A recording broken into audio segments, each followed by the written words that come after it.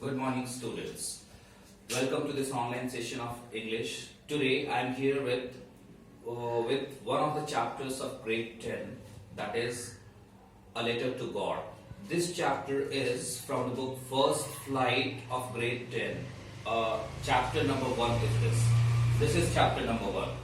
A Letter to God.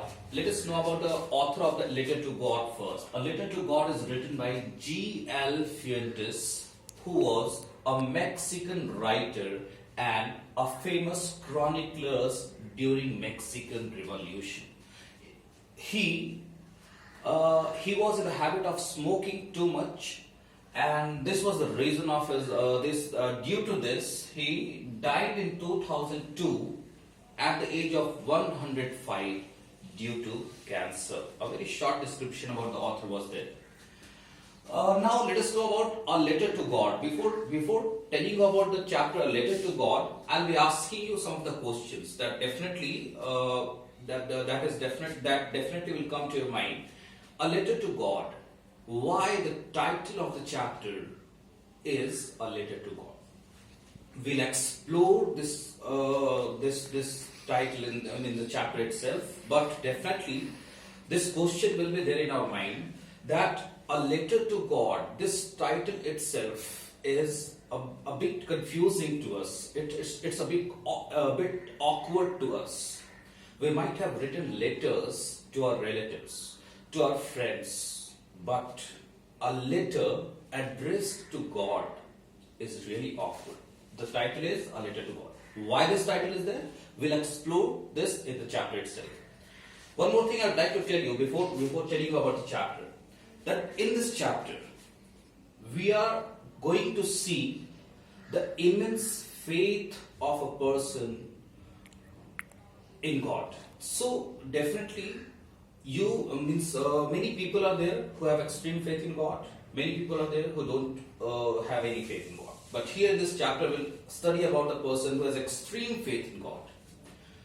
The next thing we'll see in this chapter is that the chapter ends ironically. What is irony? Definitely some situation. Irony is the situation when somebody is expecting something, but the opposite of his someone's expectation happens. So the same thing is there at the end of the chapter. The chapter ends ironically. We'll see at the end of this chapter. So let us now start the chapter. The chapter moves around a particular character named Lencho. Lencho is the protagonist of this chapter. Lencho, along with his family, lives in the valley at the top of a hill.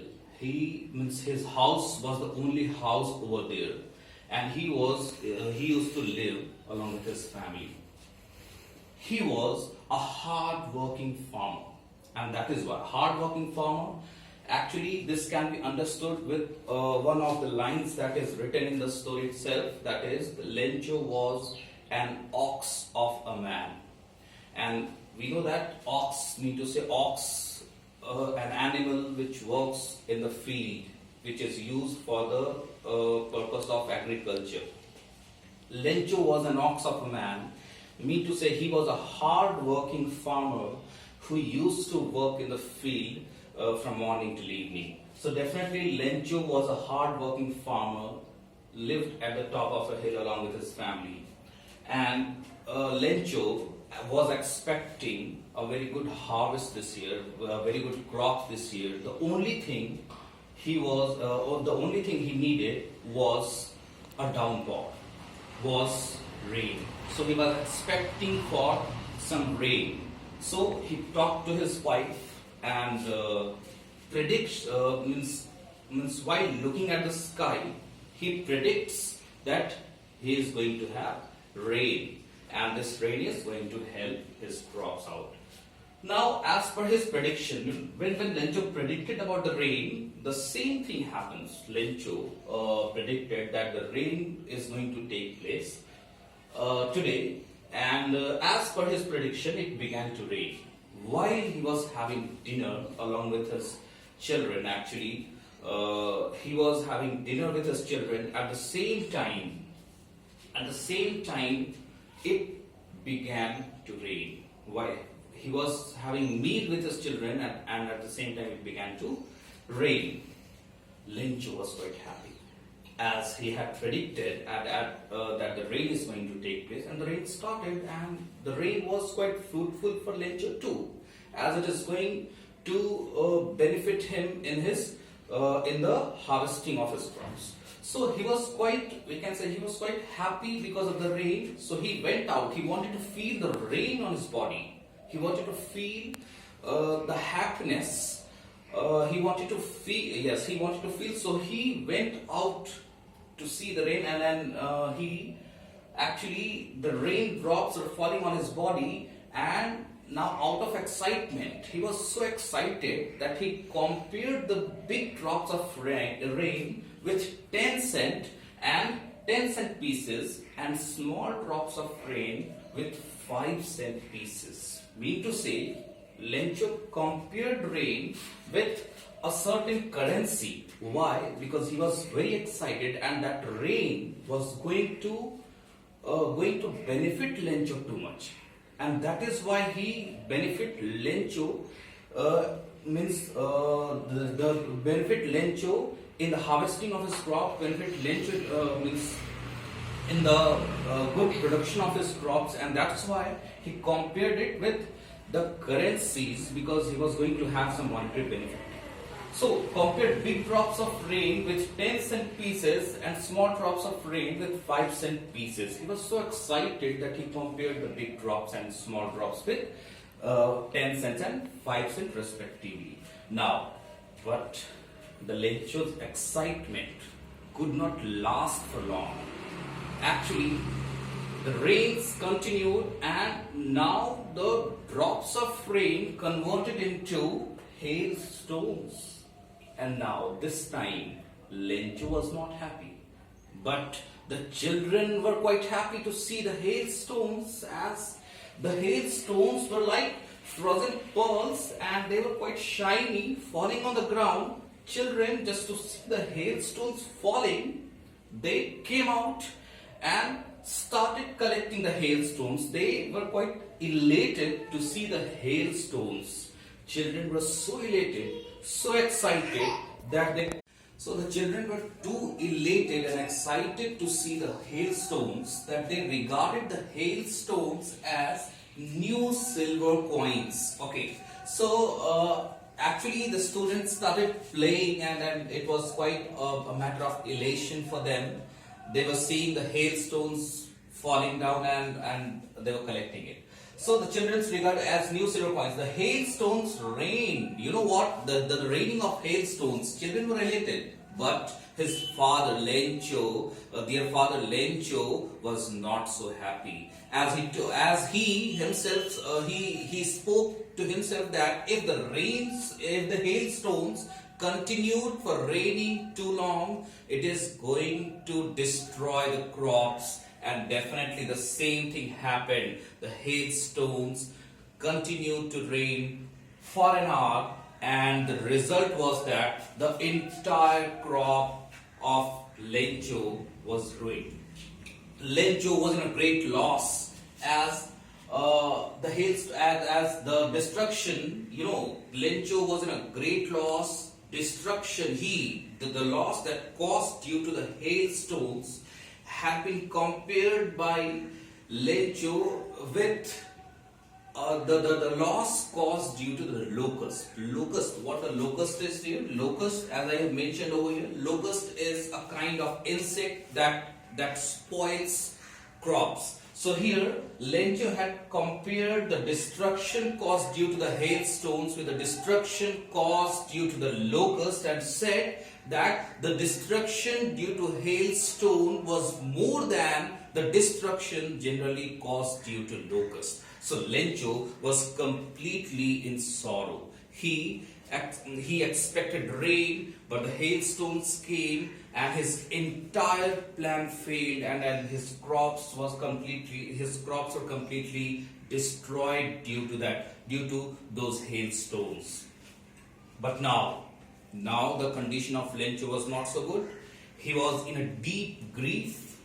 The situation before Lencho came, means the situation was quite bad with Lencho now, and Lencho was in a situation of starvation because his entire crops had failed and Lencho had no money to sow the seeds once again, and he was not able to feed his family now just because his crops were completely ruined. So definitely he was not able to feed his family now. So there, he was greatly in sorrow. He, along with his family, was on the verge of starvation. So Lencho was in a deep grief because he, along with his family, was on the verge of, at the point of starvation. He started thinking, he started thinking what to do, to whom he should seek, to whom should he share his feelings, where should he get help from. One thing, if Lencho, just because Lencho had extreme faith in God, so one thing he was quite sure, if nobody is going to help him, definitely God is there to help him, because Lencho had heard somewhere, Lencho had been told about God, that God is present everywhere. God is omnipresent and God knows about each and everybody on the earth. So definitely he thought that if nobody is going to help him, definitely God is there, God is there to help him, and he will not die of starvation. So this extreme faith in God was there with Lencho. So he jotted down the courage. He gathered his courage and kept patience and decided one thing. Just to come out of this situation, he decided one thing, that he will write a letter to God. This happened due to his extreme faith in God. So he decided to write a letter. And you know what? He really wrote a letter to God. So here what we can see, when he wrote a letter to God, and in that letter what he did, he demanded 100 pesos from God. What is means he was having extreme faith that God will definitely help him, and for that sake he wrote a letter, and in that letter he demanded 100 pesos from God by saying that God, actually my entire crops have been destroyed this year due to hailstones, and he is not having any money to sow seeds once again, and he is not having enough money to feed his family up to the time when the crops will once again the crops will once again be be ripe enough to be harvested. So definitely he demanded 100 pesos as a compensation for his loss, whatever he had faced due to the hailstones, and just for surviving up to the period till when he once again get his crops back. So for all those things he demanded 100 pesos from God. Let us see whether his letter reaches to God or not. So this particular thing shows that Lencho was having extreme faith in God, because of which he wrote this letter to God. And this is the letter to God which has been mentioned. Let us see whether the letter reaches to God or not, and what happens whether the letter reaches to God and Lencho gets his answer back, Lencho gets 100 pesos back or not. Let us see 100 pesos from God or not. Let us see what happens next. Definitely the letter was written to God by Lencho demanding 100 pesos. Lencho went to the post office taking his letter in hand and dropped it in the mailbox. It was Sunday when he dropped the letter in the mailbox. what happens next? That the letter was taken out by the postman of the postman, and while sorting out the letters, postman postman got this letter. While he was sorting out the letters, as the postman used to sort out the letters first as per the locality, as per the area. So while sorting out the letters, this letter, the postman got this letter which was addressed to God. The postman was really in really in a great confusion, and he was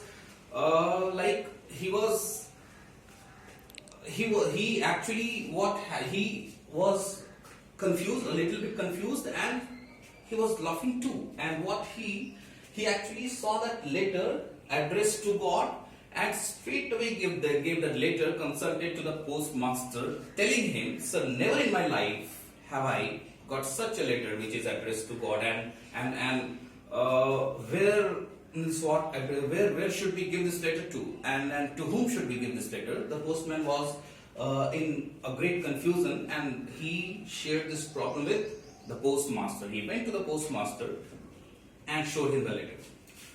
So what happened? The postmaster too laughed at first. He laughed at first on that letter which was addressed to God. It was really, we can say, a quite weird thing for them. It was really a quite absurd thing for them. But what happens? Let us see. The postmaster actually laughs at first, but later on what happens? That he decides that definitely if someone has written a letter addressed to God, it means that the person, whoever has written the letter, he is having extreme faith in God, that at the time of adversity, God will definitely help him. So the postmaster actually took that letter as extreme faith of someone in God, and decided that the letter has to be answered by him. Decided that he will definitely answer the letter. Why? Because he did not want to shake the faith of the person who had written the letter addressed to God.